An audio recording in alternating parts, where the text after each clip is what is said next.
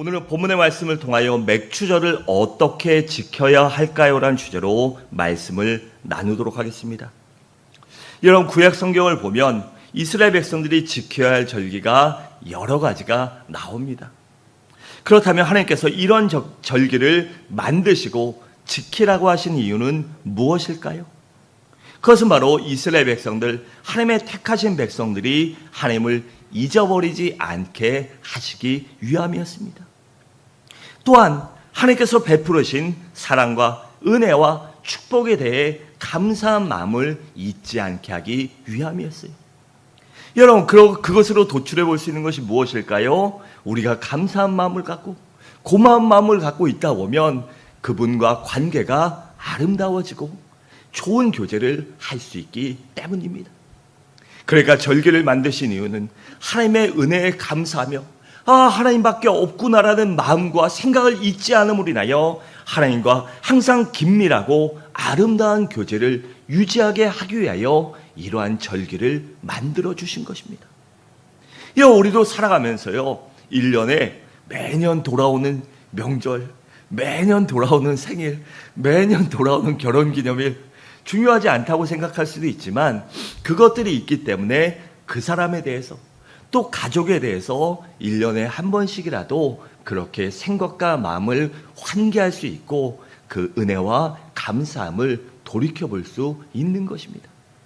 그래서 우리는 그러한 절기들을요, 그러한 또한 삶에 있는 그러한 중요한 일들을 그냥 무덤덤하게 받아들이지 말고 진정 그런 것을 맞을 때마다 한번 그렇게 깊이 고민하고 생각해 봐야 하는 것입니다. 여러분, 그런데 이 구약에 나오는 모든 절기들은 영적으로 예수 그리스도를 의미합니다. 그래서 예수님께서도 요한복음 5장 39절에서 이렇게 말씀하셨습니다. 너희가 성경에서 영생을 얻는 줄 생각하고 성경을 연구하거냐, 이 성경이 곧 내게 대하여 증언하는 것이라고 했습니다. 여기 성경은 예수님께서 하셨으니까 구약일까요? 신약일까요? 구약입니다. 구약.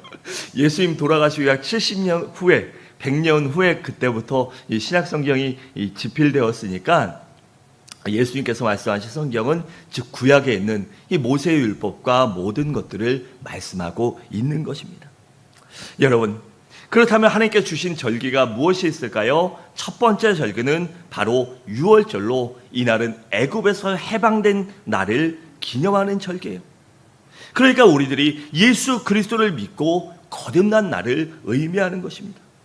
그런데 이 유월절의 핵심이 무엇이죠? 바로 어린 양의 피를 집 좌우 문설주에 바르는 것입니다. 그러면 죽음의 사자가 그 모든 것들이 죽음이 넘어간다라는 것이에요. 그리고 이 유월절 어린 양의 피가 바로 십자가에서 돌아가신 예수 그리스도의 보혈을 의미합니다.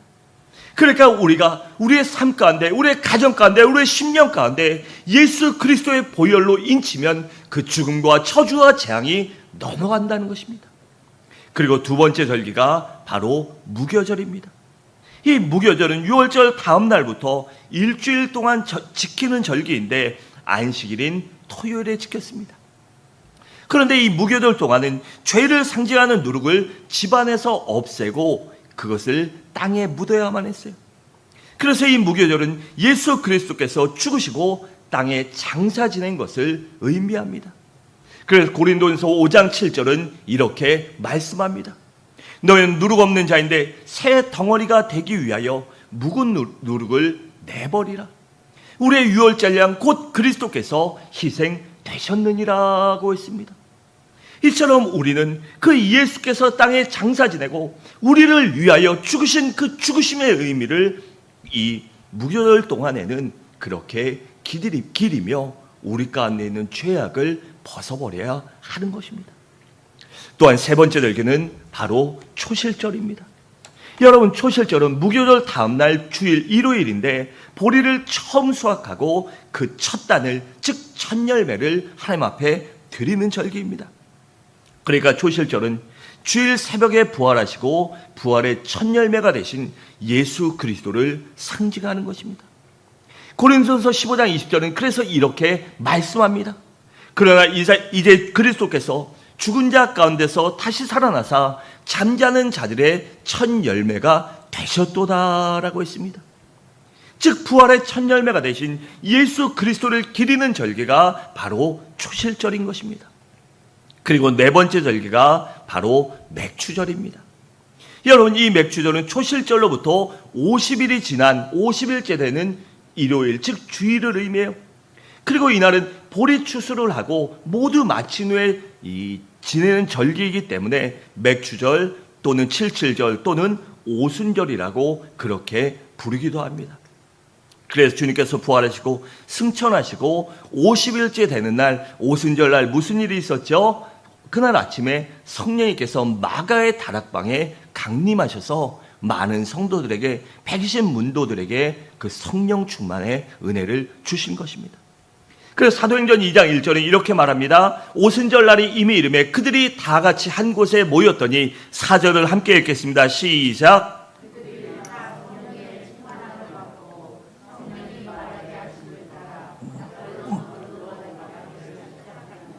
아멘. 그래서 다음 주에는 맥추절은 오순절 날이 되는 거고 또한 성령의 강림을 뜻하는 날이 되는 것입니다. 그리고 다섯 번째 절기가 바로 나팔절입니다. 여러분, 이 나팔절은 유대인의 달력으로 7월 1일에 지키는 절기인데 그들은 우리와 원력이 한 반쯤 틀리기 때문에 바로 신년 새해 절기입니다. 이 절기는 예수 그리스도의 공중 재림을 의미합니다. 그리고 여섯 번째 절기는 속죄절인데 이것은 유대인의 원력으로 7월 10일에 해당하는 절기예요. 그래서 이 속죄일은 예수 그리스도의 지상 재림을 가리킵니다. 여러분, 우리 주님께서 지상에 재림하실 때, 다시 공중 재림하실 때 모든 죄악이 끝나고 진정한 자유와 해방이 이 땅 가운데 이루어질 것입니다. 그래서 우리는 그 주님의 재림을 사모하며 기다려야 하는 것입니다. 여러분, 주님이 재림하셔야만 이 땅의 모든 죄악과 마귀의 괴계가 끝을 보기 때문입니다. 그리고 일곱 번째 절기가 바로 장막절입니다. 이 장막절은 7월 15일부터 일주일 동안 온갖 과일과 이 아름다운 것들로 그것을 추수하고 지키는 절기로 초막절이라고도 하고 수장절이라고도 합니다. 그런데 이 절기는 천년 왕국을 가리킵니다. 그러니까 주님께서 재림하시고 마귀를 물리치시고 이 땅에 진정한 평화가 이루어지게 될 것이에요. 그래서 많은 사람들이 그 많은 과일과 좋은 것으로 즐거워하고 기쁘고 배불리 먹고 나눌 수 있는 것처럼 우리 주님이 이 땅에 임하시고 그 왕국이 임하실 때 우리가 진정한 평화와 안식과 행복과 만족을 누리게 될 것입니다.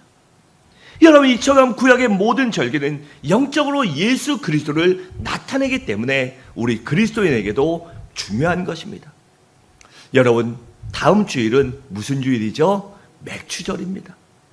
그래서 오늘은 맥추절을 지키기에 앞서 맥추절의 진정한 의미가 무엇이며 우리가 어떻게 맥추절을 지켜야 하는가에 대해 말씀을 나누도록 하겠습니다. 첫째로, 우리가 맥추절을 말씀 중심으로 살아가며 지켜야 합니다. 여러분, 맥추절을 가리켜 칠칠절이라고도 하고 또는 오순절이라고도 합니다. 그런데 이 오순절에는 깊은 의미가 있습니다. 왜냐하면 이스라엘 백성들이 애굽에서 해방된 후 50일째 되는 날 모세가 시내산에서 하나님의 말씀을 받았습니다. 그 대표적인 말씀이 무엇이죠? 바로 십계명입니다. 그날 시내산에서는 하나님과 이스라엘 백성들 사이에 하나님께서는 이스라엘 백성들의 하나님이 되시고 이스라엘 백성들은 하나님의 백성이 되어 하나님 말씀대로 살겠다는 그 말씀의 계약을, 언약을 체결했습니다. 그래서 출애굽기 24장 3절은 이렇게 말씀합니다.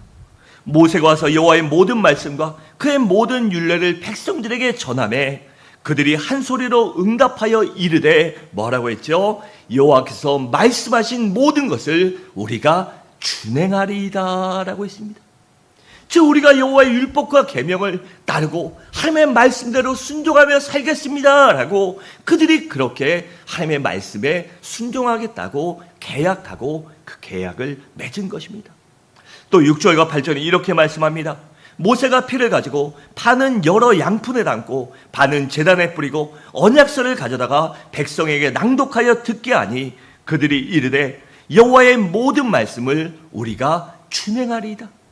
모세가 그 피를 가지고 백성에게 뿌리며 이르되 이는 여호와께서 이 모든 말씀에 대하여 너희와 세우신 언약의 피니라고 했습니다. 여러분, 그래서 이 언약의 피의 언약을 맺은, 약속을 맺은 이스라엘 백성들은 하나님의 말씀을 생명처럼 소중히 여겼습니다. 그리고 이스라엘 백성들이 말씀에 따라 사는 동안은, 하나님 뜻대로, 하나님 명령대로, 하나님 기쁘시게 사는 동안에는 하나님께서 그들을 인도해 주시고 보호해 주시고 지켜주시고 그들을 축복해 주셨습니다. 여러분, 우리는 이 맥주절을 맞아 내 신앙이 과연 말씀 중심인가? 하나님 중심인가? 아니면 나 중심인가? 내 생각과 나의 모든 것들, 이 정욕 중심인가를 한번 깊이 있게 되짚어 봐야 합니다. 여러분, 우리 그리스도인들은, 우리 모든 성도들은요, 반드시 하나님의 말씀 중심이 되어야만 합니다. 왜냐하면 말씀만이 나를 진정으로 거듭나게 할 수 있으며 나의 신앙과 인격과 삶을 변화시킬 수 있는 힘이 되고 내 믿음을 견고하게 해주는 능력과 권세가 되기 때문입니다. 또한 말씀만이 선악간의 모든 것들을 분간하게 해주고 내 삶을 그래서 풍요롭게 해주고 또한 예수 그리스도를 닮아가는 성화 구원을 이루어갈 수 있게 도와주기 때문입니다. 또한 말씀만이 우리를 천국까지 끝까지 인도해 주기 때문입니다. 그래서 우리 그리스도인들은 말씀을 배워야 되고 날마다 묵상해야 되고 읽어야 되고 들어야 되고 또한 연구해야 되는 것입니다. 우리 골로새 3장 16절과 17절을 함께 읽겠습니다. 시작.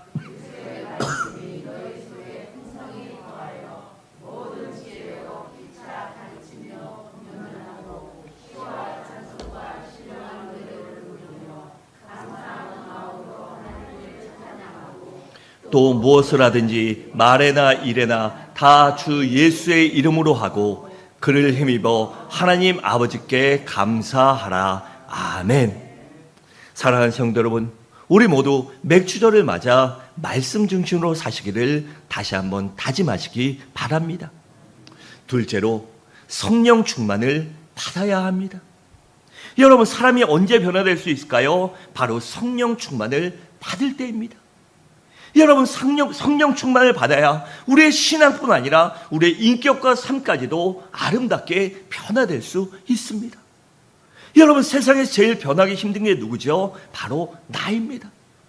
남이 아니라, 너가 아니라 내가 바로 세상에서 제일 변하기 힘든 존재입니다.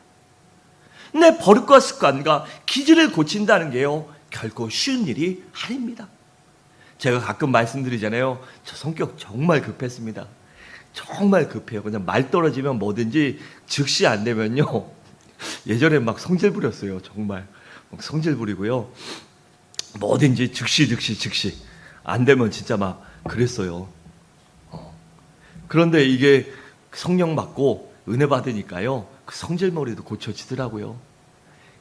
급한 거는요 잘 안 돼요. 근데 막 승질 부리고 이건 좀 많이 죽어져요. 성령 받아야. 근데 성령 충만하지 못하면요 또 막 이놈의 승질머리가 속에서 막 나옵니다. 안 좋은 것이 막 꿈틀거립니다. 그러니까 우리는요 반드시 성령 충만 받아야 아름답게 변화될 수 있습니다. 사무엘상 10장 16절은 이렇게 말씀합니다. 10장 6절은 이렇게 말씀합니다. 내게는 여호와의 영이 크게 임하리니 너도 그들과 함께 예언을 하고 변하여 새 사람이 되리라고 했습니다. 그러니까 성령 충만 받아야 우리가 새로운 사람, 그리스도 안에서 새로운 피조물로 아름답게 변화될 수 있는 것입니다. 여러분, 우리가 예수님을 믿는 것과 예수님을 만나는 것은 엄청난 차이가 있습니다. 그 이유는 예수님을 만나야만 우리에게 근본적인 변화가 일어나기 때문입니다. 그런데 우리가 예수를 만나는 최고의 방법이 바로 성령 충만을 받는 것입니다. 여러분, 과거에 이 데이비 파이저라는 유명한 사역자가 있었습니다. 그런 훌륭한 부모님을 만나서 신앙의 유산과 많은 좋은 것을 받았어요. 그런데 좋은 걸 받아서 좋게 살았으면 좋을 텐데 이 친구가 너무 좋다 보니까 이 걱정 하나 없고 이 근심 하나 없다 보니까 이 세상에 나가 친구들과 어울리고 그러다가 타락의 길을 겪게 됩니다. 처음엔 그냥 나가서 친구들하고 어울려 술 퍼먹고 이러다가 나중에는 마약도 하고요. 그러나 알코올 중독, 마약 중독자로 전락하고 말았어요. 그런 어느 날 자기가 내가 정말 잘못 살고 있다. 내가 이렇게 살면 안 되는 데를 깨닫고 이 집회에 찾아가기 시작합니다. 그리고 예배 가운데 하나님 앞에 간절히 기도합니다. 하나님, 내가 이 모든 중독으로부터 이 모든 악한 것으로부터 끊어질 수 있도록 떨어질 수 있도록 벗어버릴 수 있도록 나를 긍휼히 여겨주십시오. 나를 도와주십시오. 성령 하나님 나를 긍휼히 여시고 나에게 역사해 주십시오라고 간절히 부르짖기 시작했어요. 그런데 그러던 어느 날 집회 시간에 성령의 임재를 느낍니다. 그래서 성령이 내 안에 들어오는 것, 내 심령 가운데, 내 가슴 가운데 들어오는 것을 느끼게 되고 더 열심히 기도했더니 그 성령 충만이 그의 삶을, 마음을, 생각을 완전히 사로잡습니다. 그리고 그 성령의 충만을 받은 후에 그가 그 모든 악한 것들을 끊어버릴 수 있게 됩니다. 그래서 그동안 그렇게 끊지 못하고 그렇게 벗어버리지 못했던 죄악과 마약과 알코올과 모든 중독에서 완전히 해방되어 거룩하게 변화되어 자신을 변화시킨 하나님을, 성령 하나님을, 예수 그리스도의 보혈을 증거하는 사역자로 변화받고 쓰임받았습니다. 여러분, 바라온데 이 자리에 있는 우리 모든 성도님들도 성령 충만을 받음으로 신앙과 인격과 삶이 아름답게 변화되시기 바랍니다. 셋째로, 우리가 맥주절을 지킬 때 힘껏 물질을 드려야 합니다. 우리 10절을 함께 읽겠습니다. 시작.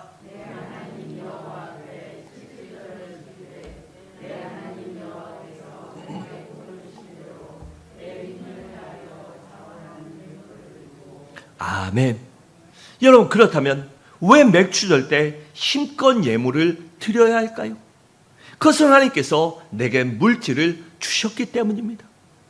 더 나아가 근본적으로 우리를 죄악과 마귀와 지옥과 그 모든 형벌에서 구원하여 주셨고 하나님의 자녀 삼아 주셨기 때문에 그 모든 은혜가 감사해서 있는 힘껏 정성껏 하나님 앞에 감사할 줄 알아야 하는 것입니다.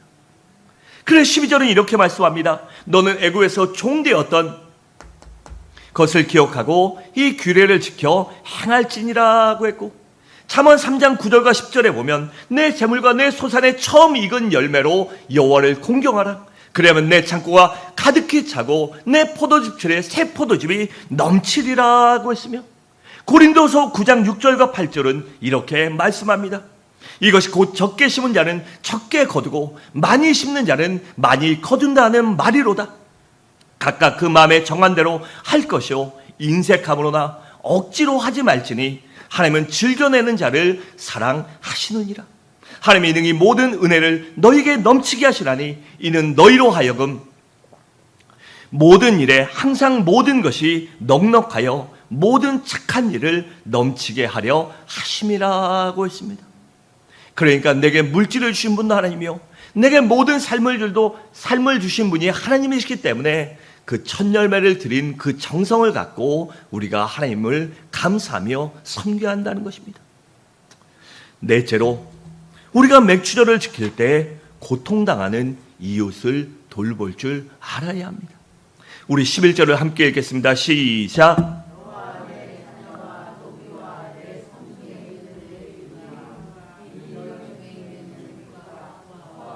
과부와 함께 내 여호와께 자기의 이름을 두시려고 택하신 곳에서 내 하나님 여호와 앞에 즐거워할지니라. 아멘. 여러분, 이처럼 우리는 고통당하는 자들을, 내 주변에 있는 사람들을 무시하지 말고 하나님이 내게 주신 곳에서 그들과 함께 즐거워하고 기뻐하고 그렇게 사랑을 나눠야 합니다. 여러분, 레위기 23장 22절은 그래서 이렇게 말씀합니다. 너희 땅에 곡물을 벨 때 반 모퉁이까지 다 베지 말며 떨어진 것을 줍지 말고 그것을 가난한 자와 거류민을 위하여 남겨두라. 나는 너희의 하나님 여호와이니라고 말씀합니다. 그러니까 맥추절이 돌아오면 하나님께만 물질을 드리는 것이 아니라 주변에 고통당하고 어려워하는 이웃, 소외당하는 사람들을 위해서도, 그들을 위해서도 물질로 섬기라는 것입니다. 그것이 진정한 맥추절의 정신이라는 것입니다. 여러분, 누가 진정으로 이웃을 사랑하는 성숙한 그리스도일까요? 바로 그것은 가난하고 소외당하고 고통당하는 이웃을 물질로 섬기는 사람입니다. 여러분, 우리가 살다 보면요, 우리 주변에 있는 사람들은요, 좋은 거 해줘도요 별로 고마워하지 않습니다. 그렇잖아요. 그 대접받는 사람들이요, 만약에 우리 교회 시당이나 국회의원이나 온다고 해보세요. 선거철에는 올 수도 있겠죠. 우리 교회 부흥되면 인사하러 오죠. 그런데 그 사람들 와서요, 아무리 잘해줘도요 기억도 못합니다. 선거철에만 오죠. 기억도 못해요. 그런데 우리 주변에 가난하고 소외당하는 사람, 어려운 사람들에게요, 그래 정말 배고플 때, 어려울 때 도움을 줘보세요. 평생 기억에 남습니다. 그 사람이 비록 내게 은혜는 갚지 못할지라도 나를 위해 기도해 줄 수 있고 얼마나 고마운 마음으로 하나님 앞에 감사하겠습니까? 여러분, 그러면 하나님이 그 선행을, 우리가 그들을 돌본 것에 대하여 얼마나 기뻐하시고 얼마나 우리를 기특한 마음으로 보시겠습니까? 그래서 우리는 반드시 우리 주변에 있는 고통당하고 소외된 이웃을 돌볼 줄 알아야 합니다. 그래 요한일서 3장 17절과 18절은 이렇게 말씀합니다. 누가 이 세상의 재물을 가지고 형제의 궁핍함을 보고도 도와줄 마음을 닫으면 하나님의 사랑이 어찌 그 속에 거하겠느냐. 자녀들아, 우리가 말과 혀로만 행하지 말고 행함과 진실함으로 하자라고 했습니다. 여러분, 그러니까 어려운 사람들 이렇게 도와주자 말만 하지 말고요, 진짜 도와주고 행동하라는 것입니다. 또한 잠언 11장 24절과 25절은 이렇게 말씀합니다. 흩어 구자하여 더욱 부하게 되는 일이 있나니 과도히 아껴도 가난하게 될 뿐이다. 구제를 좋아하는 자는 더욱 풍족하게 될 것이요 남을 윤택하게 하는 자는 자기도 윤택하여 치리라 라고 했습니다. 그래 우리는 이 말씀을 믿는다면 우리 주변에 있는 어려운 사람들을 도와주고 섬기고 베풀 줄 알아야 하는 것입니다. 그럴 때 하나님께서 반드시 우리에게 갚아주시고 우리와 그들 모두 하나님의 은혜와 사랑을 더욱더 누릴 수 있기 때문입니다. 그래서 저는 교회가 조금 부흥되고 조금 재정적인 여유가 좀 많이 생기면요, 이 연말연시에는 이 어려운 분들 많이 도와주잖아요. 그래서 교회들도 그렇고 사회 기업들도 그렇고 연말연시 되면 넘칩니다. 어떻게 보면 넘쳐요. 그래서 시설이나 어려운 분들 가보면 시설 같은 데는요 정말 넘쳐요. 그런데 이 여름 우리 맥추절 지킬 때 보면요 어렵습니다. 덥잖아요. 덥고 힘들고 몸도 처지는데 이럴 때 우리 교회는요 이 어려운데 좀 많이 구제하고 베푸는 일에 힘을 다할 수 있기 바랍니다. 그래서 조금 부흥되면 여러분들에게 처음에 말씀드린 것 같은데 이 절기연금은 맥추절은요 주변에 어려운 분들을 나눠주는데 돕는데 다 쓰고 싶어요. 여러분들도 그렇게 될 수 있길 기도해 주시기 바랍니다. 우리가 이 사랑을 진짜 나누고 주변 사람들에게 하나님을 나타낼 수 있길 주님의 이름으로 축원드립니다. 사랑하는 성도 여러분, 말씀을 마치도록 하겠습니다. 우리는 진정한 맥추절의 의미를 되새기기 바랍니다. 그래요 그 정신을 실천할 수 있는 믿음의 사람들이 됩시다. 그러기에 항상 말씀 중심으로 살아가며 성령 충만을 받고 최선을 다해 하나님께 물질로 감사하며 어려운 이웃들을 물질로 섬기는 그러한 진정한 믿음의 삶을 살아가는 우리 서부중앙의 귀한 성도님들 되시기를 주님의 이름으로 간절히 축원드립니다.